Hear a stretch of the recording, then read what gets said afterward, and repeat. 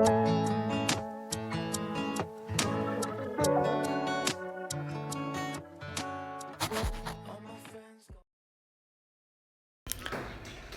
সকাল বন্ধুরা, কেমন আছেন সবাই? আমরা আছি মোটামুটি। তো সকাল সকাল উঠে হাত মুখ ধুয়ে এবার একটু ছাদে যাব। আসলে ছাদে শীতের দিনে ছাদে গেলে খুবই ভালো লাগে, তাই একটু ভাবলাম ছাদে যেয়ে ঘুরে আসি।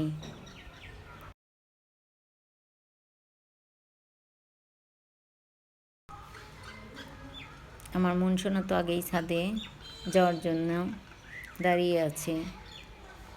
এবার আমরা ছাদে চলে এসেছি। আসলে সকালের এই মিষ্টি রোদটা খুবই ভালো লাগে। শীতের দিনে এই মিষ্টি রোদ পোহাতে অনেক ভালো লাগে।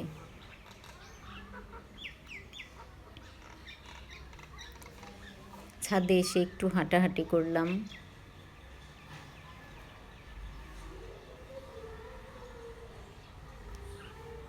এবার বাসায় যাচ্ছি। আসলে শীতের দিনে কাজ করতে একটুও ভালো লাগে না, তারপরও তো করতে হয়, সব কাজই করতে হয়। এবার মেয়ে চা বসিয়ে দিয়েছে, চার জন্য জল বসিয়ে দিয়েছে। সেই জলটা দিয়েই আসলে কাপ নুডলসটা সিদ্ধ করে নেব।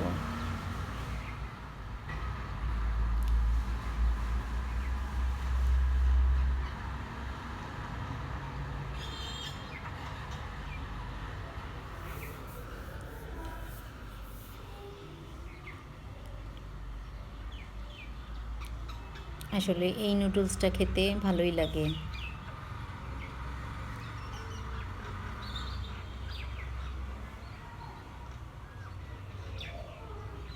এবার বাকি যে জল আছে ওটা দিয়েই চা বানিয়ে নিব।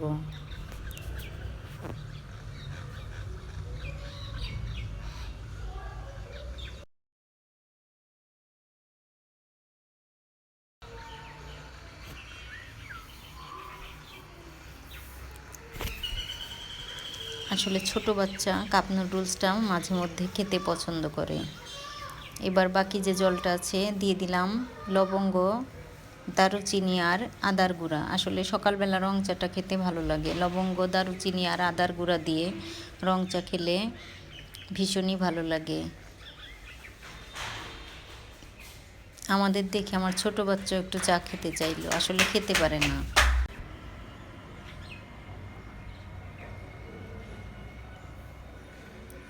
তো এবার সকালের চা নাস্তা হয়ে গেছে। এবার একটা কমলা ছিলে দিলাম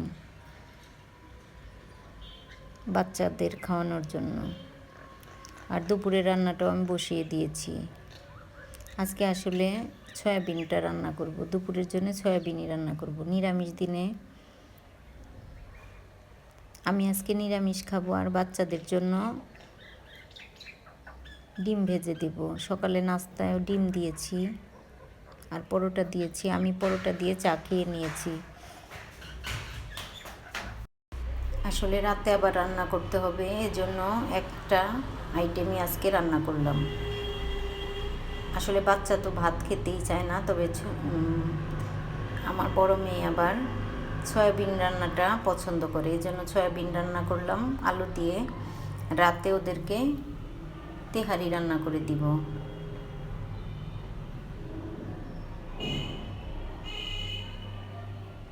আসলে আজকের সয়াবিন রান্নাটা অনেকটাই টেস্ট হয়েছিল। খুব একটা ঝোল রাখিনি, খুব হালকা মাখা মাখা করে রান্না করেছি, খেতে দারুণ টেস্ট হয়েছিল। আসলে কি বলবো বন্ধুরা, এই বাসাটা ছেড়ে দিতে হবে, নতুন বাসায় যেতে হবে। আর এই বাসার বারান্দাটা আমার খুবই পছন্দ ছিল, আর বারান্দার এই গাছগুলো।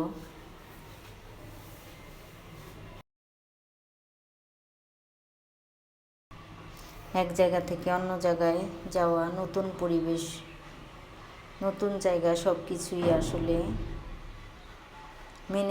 মানিয়ে নিতে একটু দেরি হয়। এক জায়গায় থাকতে থাকতে যখন মানুষ অভ্যস্ত হয়ে যায়, তখনই আবার নতুন বাসায় চলে যেতে হয়। এটাই আসলে নিয়ম।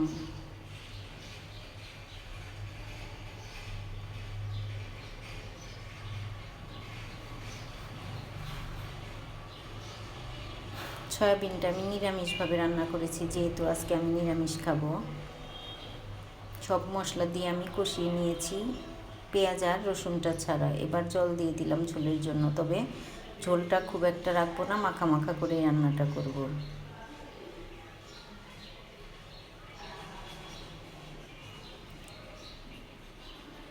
আর নামানোর আগে একটু গরম মশলা গুঁড়োটা দিয়ে নামিয়ে নিব। আমার রান্নাটা শেষ। এবার বারান্দায় চলে এসেছি, বিকেল হয়ে গিয়েছে। ছাদে কতগুলো জামা কাপড়ও আছে। এই বারান্দাটা ছেড়ে চলে যেতে হবে, হয়তো নতুন বাসায় বারান্দা থাকবে, তারপরও এই বারান্দাটার জন্য অন্যরকম একটা মায়া হয়ে গিয়েছে। এই বাসাটায় 13 বছর ছিলাম। ছাদে চলে এসেছি আবারও জামা কাপড়গুলো নিতে। 5:30 বেজে গেছে, এখনো পুরোপুরি সন্ধ্যা হয়নি।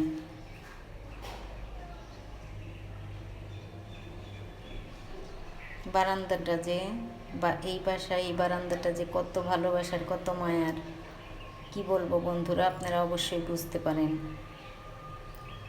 এক জায়গায় থাকতে থাকতে আসলে সেই জায়গার জন্য অনেকটাই মায়া হয়ে যায়। যখন ছেড়ে চলে যেতে হয় তখন খুবই কষ্ট হয়। আমি এবার তেহারি রান্না করব রাতের জন্য। সন্ধ্যার পর চা খাওয়া হয়ে গিয়েছে, এবার রান্নাটা শুরু করেছি। আসলে পেঁয়াজ, রসুন, আদা এগুলো দিয়েই তেলের মধ্যে দিয়ে আমি একটু কষিয়ে নিচ্ছি, আর দিয়ে দিলাম খুব অল্প অল্প করে গুঁড়ো মশলাগুলো। এবার আমি চিকেনটা দিয়ে দিলাম, চিকেনটা আমি রান্না করে নেব, কষিয়ে নেব। আর দিয়ে দিলাম তেহারি মশলাটা। আসলে একটু একটু করে গোছগাছ করছি,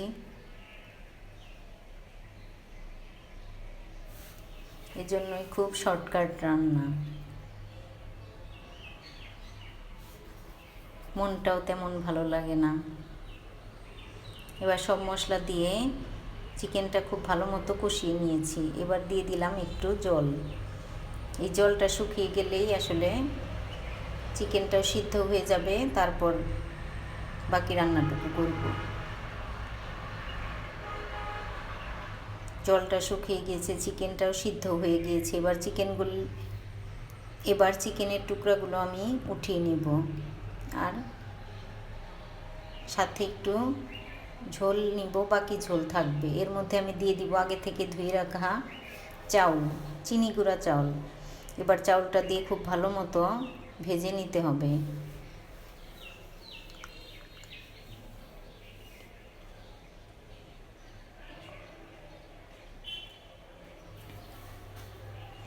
আসলে তেহারি রান্নাটা তো খুবই সহজ, আর তেহারি যদি বাইরে থেকে মশলাটা নিয়ে আসা যায় কেনা মশলায়, তাহলে তো মশলা বানানোর ঝামেলা থাকে না, তবে খেতে ভীষণই ভালো লাগে।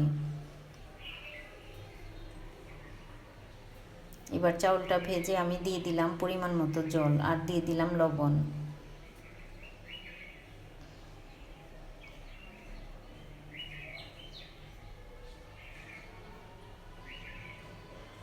এবার চাউলের জলটা শুকিয়ে গিয়েছে, আর পোলাওটাও হয়ে গিয়েছে। এর মধ্যে আমি এখন চিকেনগুলো মিশিয়ে নিব। তো বন্ধুরা, আমার আজকের এই ভিডিওটা এ পর্যন্তই। যদি ভালো লাগে তবে অবশ্যই একটা লাইক, কমেন্ট, শেয়ার করার অনুরোধ রইল।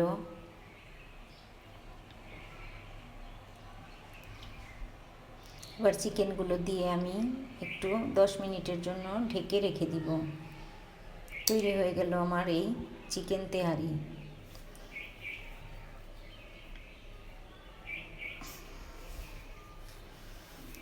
এবার গরম গরম বাচ্চাদের সার্ভ করে দিয়েছি। তো বন্ধুরা, আজ এ পর্যন্তই, দেখা হবে নতুন কোনো ভিডিওতে। সে পর্যন্ত সবাই সুস্থ থাকবেন, ভালো থাকবেন। ভিডিওটি দেখার জন্য সবাইকে অসংখ্য ধন্যবাদ। সাথে আছে সালাদ।